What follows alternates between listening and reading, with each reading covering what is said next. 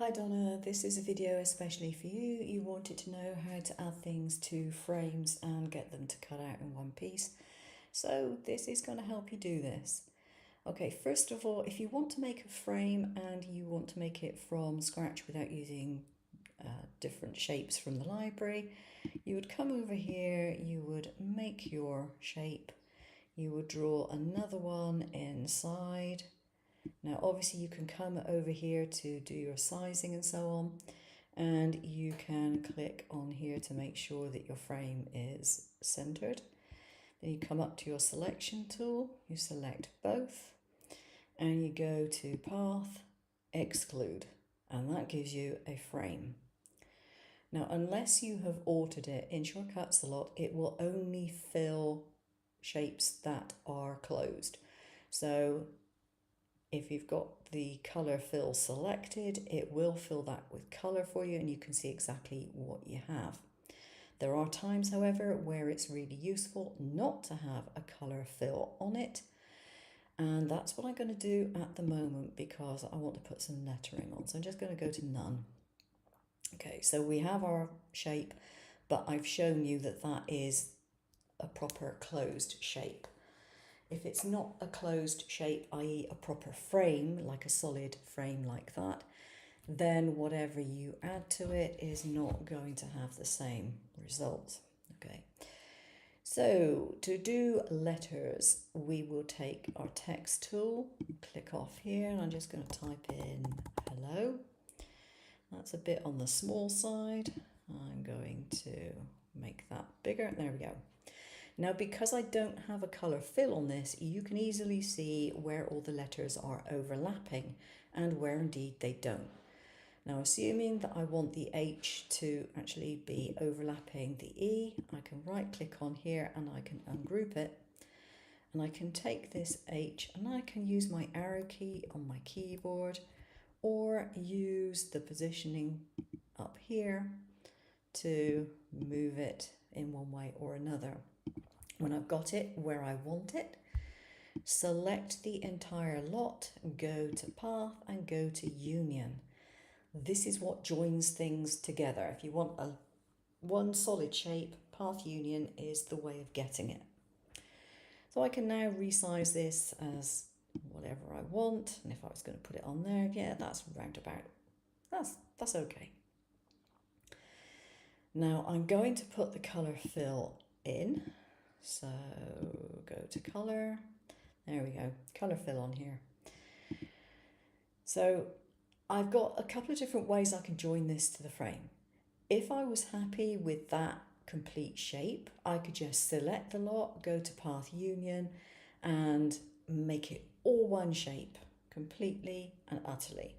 So if I do that for you, path union, you get that. But you notice then I have lost my independent word. I can't cut that out separately. I'm going to undo this. So you can do this a couple of ways. First of all, we want to put a border around this. So you can go to path and you can do an offset. That will actually delete the original. So if we do that, we can say, okay, yeah. And then you see you only got the one path there. That's not what we want to do because again, we've lost the original lettering. So we undo that one. What I'm going to do is go to effects and I'm going to go to shadow layer. And I'm going to go to outline only so we can see it easier. Now it's put an outline on it. If I'm happy with that, go ahead.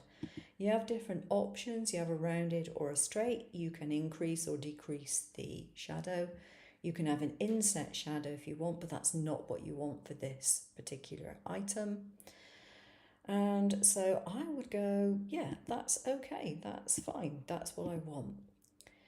But again, if I was to select all of this and path union, at the moment, I would lose my independent word. So what I can do is take that to one side and then I can take this, go to path and then go to union It's done exactly what I want, and then I can just cut this out independently and place it over the top when I'm doing my cutout. All right. It pays, if you don't know exactly what you're doing, it pays to make a copy of everything as you go ahead and either move it to one side on the page or make a new page and copy and paste it to that new page so that you don't have to redo any of the work if you make a mistake and you can't get back to where you want to be. Yeah. The other thing I would suggest is that you do a file and a save project at the very start of your project, because if you don't do that, if the program for some reason crashes or your computer crashes for whatever reason, you've lost your work again. So at the very start of your work, do the save project, give it a name, save it wherever it is that you want to save it. Just save it in the software itself, that's fine. And that gives you a layer of protection. And then every now and again, just click on save. Every time you do something you think, yeah, I like that result, click on save. just to be safe. It's always a good idea. So that's how you do it. If you want to do it with anything else, like a shape from the library, you do it in the same way. So I could pick up a heart, for example, make that a bit bigger, go to effects, go to shadow layer, outline only, there we are. And so I can pick up this outline, I can add it wherever I want it to be. Maybe I want it to do that over in the corner.